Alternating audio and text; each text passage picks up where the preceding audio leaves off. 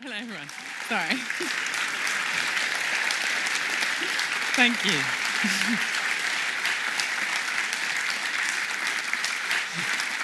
Thank you very much. Right, I thought I'd kick off by telling you about one of my favourite science studies. It's a little unusual study into the diagnosis of breast cancer. So back in 2015, a scientist took a group of 16 complete rookies, and they decided to try and teach them how to diagnose breast cancer based on pathology slides like this one here. So the idea was that at the end of the training period, these testers would be able to look at slides like this and tell whether they were malignant or benign. Now, despite the fact that normally it takes years to train to be a fully fledged pathologist, these testers who had never diagnosed any kind of cancer before in their lives actually did astonishingly well. So after only 2 weeks of training, they managed to get about 85% of these slides correct, which is astonishing, right? But the really amazing thing about this study wasn't the performance of the testers, it was their identity. Because these weren't medical students, they weren't strangers off the street. They were, in fact, pigeons. Now, I know it's a bit difficult to imagine pigeons diagnosing breast cancer. So what I have here, I've got a little photo here. This is proper science, by the way, people. It's real science here. This is their little laboratory. They had a little screen on one side where the slide would pop up, and they would peck on one side if they thought it was malignant, peck on the other side if they thought it was benign, and they'd get a little treat at the end if they got it correct. Now, these birds did pretty well, right? But the paper talks about one slightly stupid bird who didn't really understand what was going on. And even by the end of the testing, was just kind of pecking randomly at the screen. But if you take that bird away, it turns out that although these birds could get 85% of these slides right on their own, if you combined the votes from all of the birds together, so flock sourcing your diagnosis, as it were, thank you, more of those to come. Then actually the accuracy of these pigeons shot up to an incredible 99%. And that is a number that is comparable to what a fully fledged pathologist would be able to manage. Now, I don't think that we have to particularly worry about our hospitals being overrun by bird doctors just yet. But I do think that when there's a reason why I wanted to start with this example, because I think it actually illustrates a really important point. Because I think that we like to imagine ourselves as humans as being uniquely capable of a whole range of different things, that we're uniquely talented, really. There are some jobs that we and we alone are capable of doing. And I think that this example really clearly demonstrates that that's just often not the case. And if you can train birds to diagnose cancer, why can't you train a computer to do it too? And I think this is really something that has changed in the last couple of years. I think that we've really started seeing stories about machines being able to outperform humans in things that we thought were our job and our job alone. And I thought I'd pick a subject in an area that's traditionally we think of as art. So I thought I'd pick an example from the world of music, something that, only humans are able to translate the emotion of being alive into song, right? And well, let's see if that's really the case. Let's see if machines have kind of come up to scratch and are as good as us now. So what I have got 2 pieces of music to play to you. Both of them are going to be chorales. Both of them are performed by a live orchestra. One of them was composed by the great Baroque master Johann Sebastian Bach, and the other one was composed in the style of Bach by a computer. And I want to see if you can tell the difference, okay? I want to see if you can spot the real Bach. Okay, here we go. So 2 options. Here's option 1.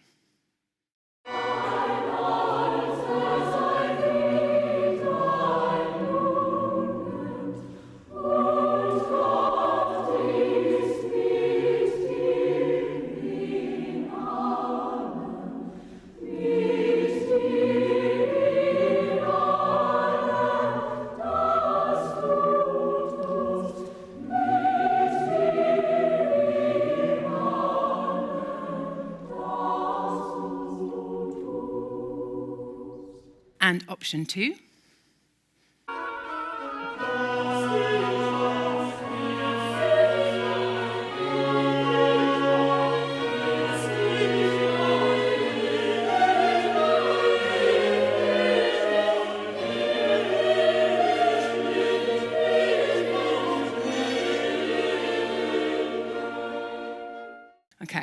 Didn't say it was going to be easy.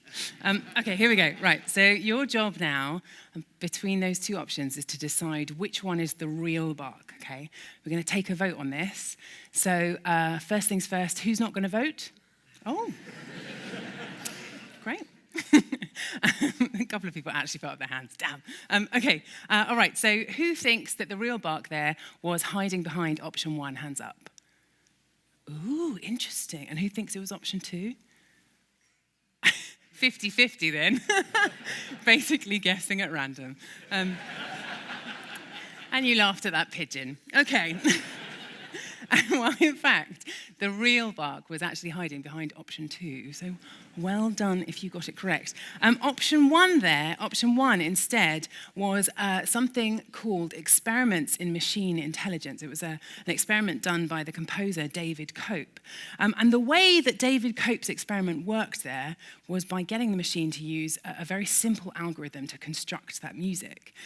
Now, I'm very aware, just as sort of a side note, in the work that I've been doing recently, I'm very aware that the word algorithm makes about 85% of people want to gouge out their own eyes, right? But I mentioned this at a tech conference that I was at to someone, and they agreed with me. But they added that it makes the remaining 15% of people mildly aroused. So I'll let you decide which camp you're in, okay? But the thing is that this particular algorithm, David Cope's algorithm, it actually works quite a lot like predictive text does on your phone.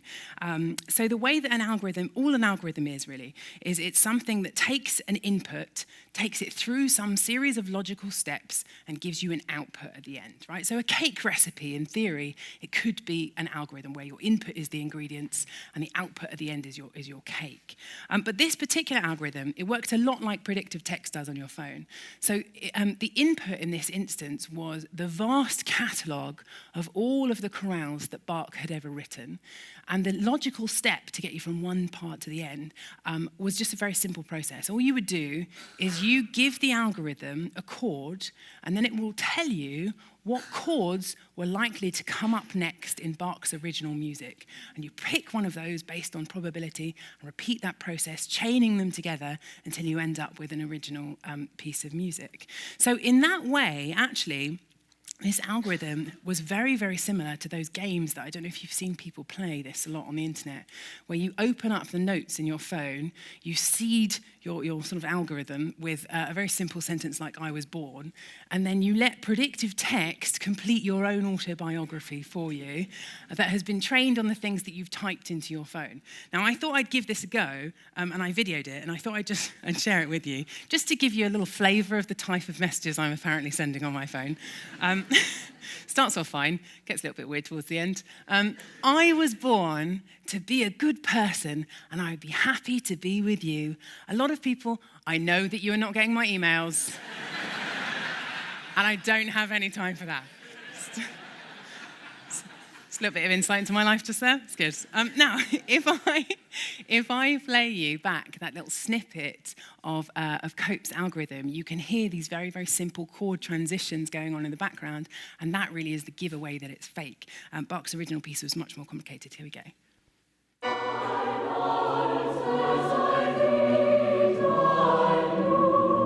There you go, that's how you spot the fake.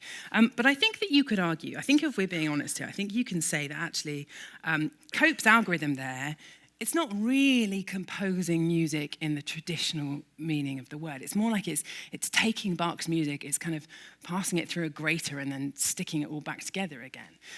But I think that it really does, that algorithm does go to demonstrate how something that is incredibly simple can have these amazingly impressive results, right? Enough to fool a room full of people as to which ended up being real. And I think that, the stuff that algorithms can do now is just incredibly impressive. I mean, we have algorithms that can catch serial killers. We have algorithms that can drive cars, even algorithms that can diagnose cancer better than pigeons can, right? But, ultimately, I didn't really want, the book that I've written and the talk that I want to give you today isn't really about algorithms. It's really about humans. It's about how we fit into all of this and really what we want our future to look like. Because I want to just tell you a little story about what got me into writing this book, something that happened to me a few years ago. So after I finished my PhD, my first job as a postdoc was a collaboration with the Metropolitan Police.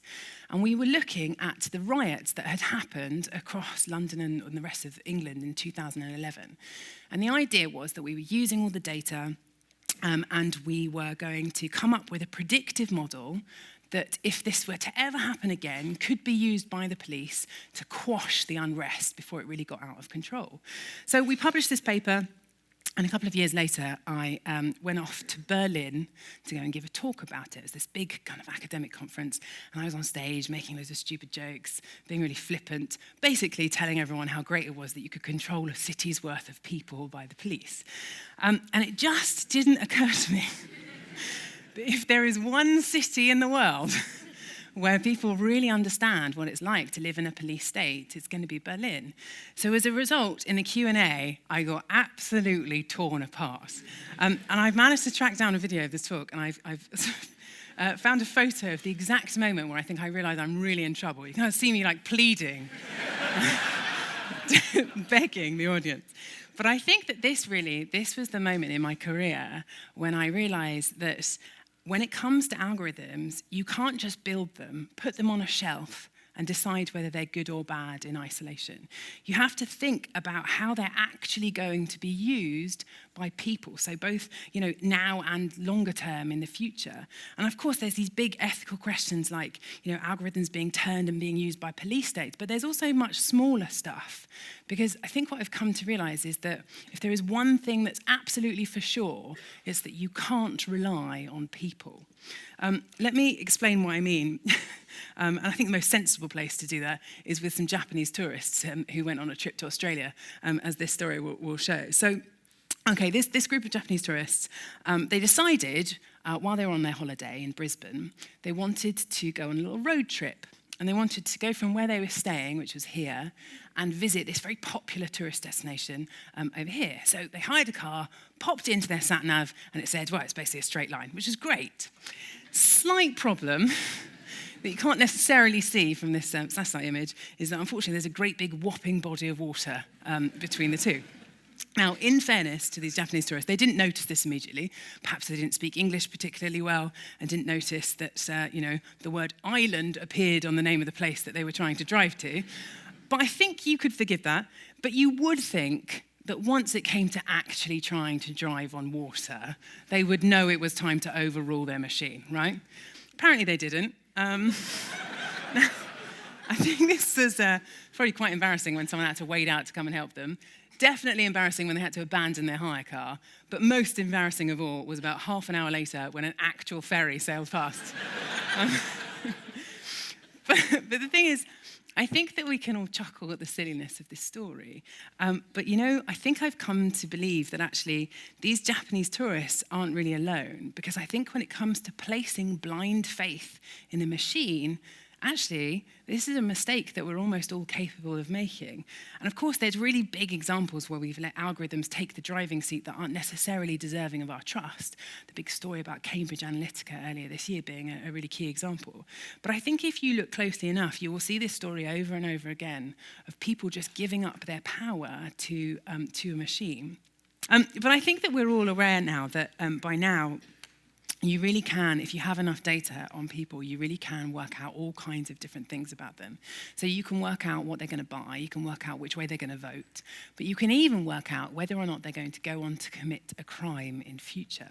And that's what this questionnaire here is from. This is from an algorithm, that a so-called recidivism algorithm, that is used when defendants appear in court, and it's used to predict whether or not that defendant will go on to commit a crime in future. And it's used by judges. This example is from America, but this is something that you find around the world, including in the UK. And it's used by judges to decide who should be awarded bail, and in some cases to decide how long someone's sentence should be. Now, I imagine quite a few people in this room have sort of heard of this happening already, and I kind of wanted to get your take on this. So I want you to imagine that you're the one in the dock, right? So I want you to imagine that you've committed a crime. It has to be something that you did. You've got to be guilty, right? Otherwise this doesn't work. So you've committed a crime, you're standing in the dock, and a decision needs to be made about your future. who would you rather presided over your future? Would you rather it was a human, or would you rather it was an algorithm?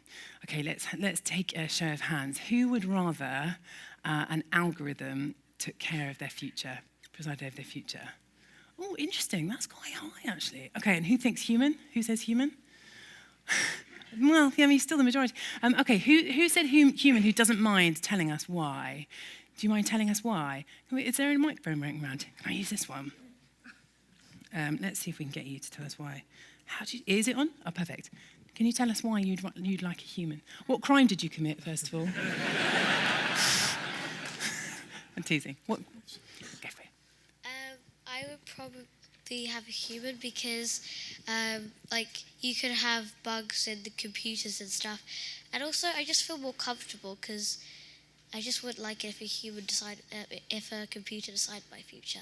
Yeah, you kind of want someone to look you in the eyes as they're sending you to jail. Is that kind of thing? Who else said human who doesn't mind sharing? I'm sorry, I'm going to run up. Okay. This wasn't the plan, but okay. I'm doing it. There we go. Thank you. I prefer a human because I think I'm of a demographic that would probably do better from a human response than a computer. I think you make a really important point there, because I think that everybody's probably quite comfortable with the idea that that humans make more mistakes, right? That there's going to be a bigger range of answers with the human than there would be with an algorithm. But most audiences that I talk to think that error will go in their favour, really. And I think that different kind of people end up with a different experience. Actually, who said algorithm that doesn't mind saying why?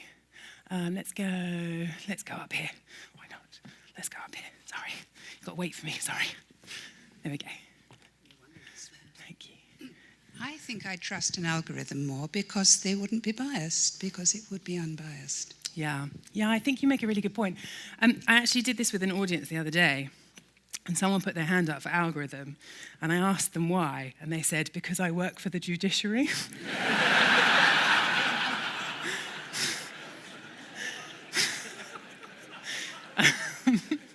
But I think you make a really important point, right? Which is that actually there's lots of evidence to show that kind of this error that you get in human decision making is a real problem. So there's evidence to show that if you take the same case, I'm really out of breath after running up and down this stairs. If you take the same case to different judges, you'll often get a different result. If you take the same case to the same judge on a different day, you can get a different result. There's evidence to show that judges who have daughters tend to be a lot stricter in cases that involve violence against women. My favourite one, actually, is that judges tend to be a lot stricter in towns where the local sports team has lost recently. There's some studies that aren't, they're sort of not necessarily that popular, but they talk about how the time of day can make a difference, whether the judge is hungry. There's evidence to show that judges don't like giving too many of the same decision in a row, so that if you have 4 people been successful before you, then suddenly they become a lot stricter. There's lots and lots of stuff like this, right? Lots and lots of things like this. And the consistency issue is something that you really can get rid of if you switch over to algorithms. So, I kind of think on balance, I probably agree with the people who are slightly more in favour of the algorithms. But there's quite a big but there. And I think that that's only the case. These algorithms aren't perfect. And I think it's only the case if we can trust the human judges to know when to overrule the algorithm. Because the AI or these algorithms, they're going to make mistakes, right? They're going to make calamitous mistakes. Let me give you an example. There was a story about a young man called Christopher Dru Brooks. Now, he was a 19-year-old man from Virginia, and he was convicted of the statutory rape of a 14-year-old girl. Now, they had been having a consensual relationship, but she was underage, and that's illegal. So during his trial, an algorithm assessed his risk of reoffending. And it determined that because he was such a young man and he was already committing sexual offences, he had a very high chance of continuing in this kind of life. So it deemed him high risk and suggested that he be given 18 months jail time. Now, in theory, there's nothing necessarily wrong with that assessment. But this case does really illustrate, I think, just how inconsistent these algorithms can sometimes be. Because this particular algorithm put so much weight on this young man's age that in fact, had Brooks been 36 years old, that would have been enough. Oh, in fact, putting him at 22 years older than the victim there, which I think by any possible metric makes this crime much worse, right? But that would have been enough for this particular algorithm to kind of tip it over the edge and suggest that this young man was instead a low-risk individual and suggest that he escaped jail entirely. Now, you would hope, I think, that in a situation like this, the judge would have the foresight to overrule an algorithm like this, right? And to rely on their own instinct instead. But it seems that judges are actually a lot more like Japanese tourists than we might imagine. Because in this case, and many, many others like it, the sentence of the individual was increased on the say-so of this logically flawed algorithm. But there is another problem with these algorithms, something that you actually spotted there, talking about kind of bugs in the system. And that's really that they don't make the same mistakes with everyone. They make mistakes, but it's not kind of uniform across the board. And I think what we've really realized in the last couple of years is that the algorithms that we've invited in to make decisions in our lives, they have these all kinds of deep hidden biases. And I think that really part of the way out of all of this mess is by acknowledging that artificial intelligence and algorithms, they're just not going to be perfect, right? And that's because they just don't understand the world in the same way that we do. They don't understand context and they don't understand nuance. And that, I think, is something that has never been clearer than when you ask an algorithm to recognize what's contained within an image. So this is an experiment, here we go. This is an experiment that was done by Janelle Shane, the blogger Janelle Shane. I've repeated it here for you. She noticed something a little bit weird when you upload photographs like this to image recognition software that will automatically label your photos for you. So I've done this one with Microsoft Azure. Okay, here's the label that it gives this particular photo here. It says that this is a herd of cattle grazing on a lush green field. Now, I can definitely see a lush green field. It looks very lovely. But I've spent quite a long time looking at this photo, and I failed to find any cattle contained within it. And that does make you wonder, is this image recognition software hallucinating farmyard animals? Well, let's give it another go, okay? So let's try it with this one here, this image here. This one, it labels as a sheep standing on a lush green field. It's got quite a thing for lush green fields, this particular algorithm. But okay, does it really understand what a sheep is then? It kind of makes you wonder, does it know what a sheep actually is? Well, let's try. Let's take a sheep in a slightly more unusual situation. Try that. This one, it labels as a cat sitting on top of a wooden fence. Take a farmyard animal, put it in the arms of a child. The algorithm thinks, well, that can't possibly be a living creature. Take farmyard animals, put them in a tree, and it thinks, well, they must be birds. And my favourite of all is if you take those farmyard animals, leave them where they are, but paint them pink, it thinks that suddenly they must be flowers, which is quite nice. Although, let's be honest, a far more sensible explanation for what's going on there than why those sheep are actually pink. But, perhaps all of this stuff, perhaps it doesn't really matter. But I think when image recognition is used to start to really change people's lives, it starts to become actually quite important. Let me just tell you one last story about a story of something that happened in Idaho. So back in 2014, there were 16 disabled residents of Idaho, and they received some unexpectedly bad news for the day. So the Department of Health and Welfare, they just introduced this new budget tool. And the idea with this budget tool was it was going to automatically calculate how much each of these residents, how much state benefit, each of these residents were entitled to. Now, these were people who had quite severe disabilities. So this money was essential to making sure they could keep their independence, really. They qualified for institutional care, but were being cared for at home instead. So one by one, they each went into the State Department to find out how much money the algorithm decided that they were entitled to. And weirdly, some people found out that they actually were entitled to much more than they'd got in previous years, while other people, as you might expect, ended up having deficits of sort of tens of thousands of dollars. Now, from the outside, no one could work out how the hell this thing was making its decisions. It looked like it was essentially just plucking numbers at random. But the problem was it was kind of impossible to argue with this computer. So the people who worked for the government just trusted its output a bit too much. So in the end, the residents had to bring this class action lawsuit to have this algorithm turned over to be scrutinised. And when it was scrutinised, they discovered that this algorithm that had so much power over their lives, it wasn't some super sophisticated artificial intelligence like they'd sort of been led to believe.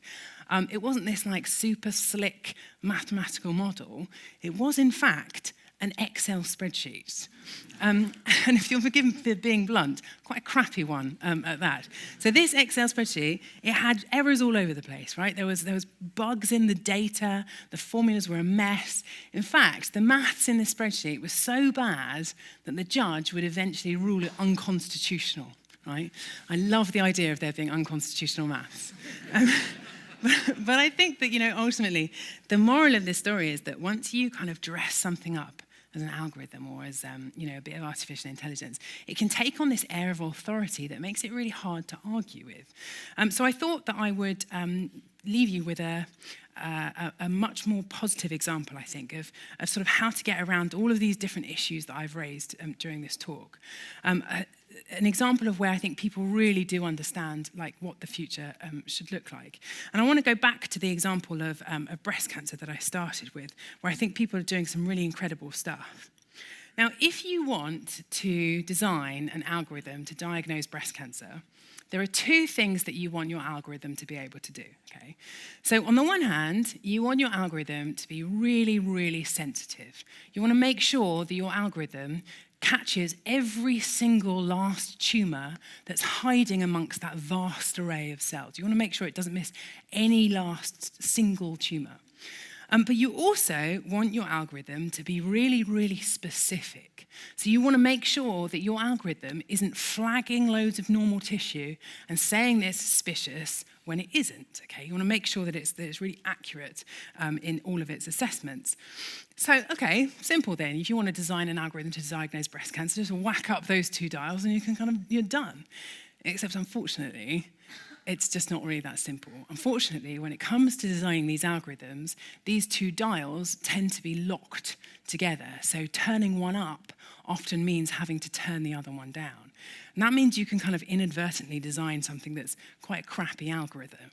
Because, for instance, there is something, a very simple algorithm that matches this profile here, a very simple algorithm, just a single line. All it does is it just says, everyone has cancer, right? Gets 100% sensitivity, certainly, but not that much use in terms of actually diagnosing people. So what you have to do when you design these algorithms, you have to just do the very best that you can. You have to play to the strengths of your algorithm.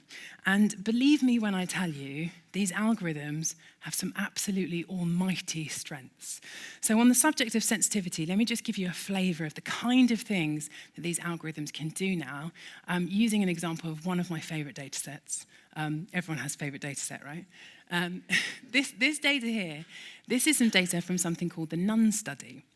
And this shows the cognitive ability of 678 nuns. So this was some data that was collected by the epidemiologist David Snowden. And at the beginning of the study, these nuns were aged between 75 years old and 103 years old. And David Snowden managed to persuade these women that every year of their life, they would take a little cognitive test. So being asked things like, how many animals can you name in a minute, right? It's questions like that. And what you can see here is the data for how these women performed, right? So you can kind of get this trend of of cognitive decline as people get older, because they appear on this every year of their lives. Along the bottom there, you have the people who ended up getting dementia. And along the top there, especially the top sort of right-hand corner, that's where you've got people who remained absolutely sharp well into their older years. Now, the reason why this is one of my favourite data sets is because not only did David Snowden manage to persuade these women to take these tests every year, he also managed to persuade them to donate their brains to the project after their deaths.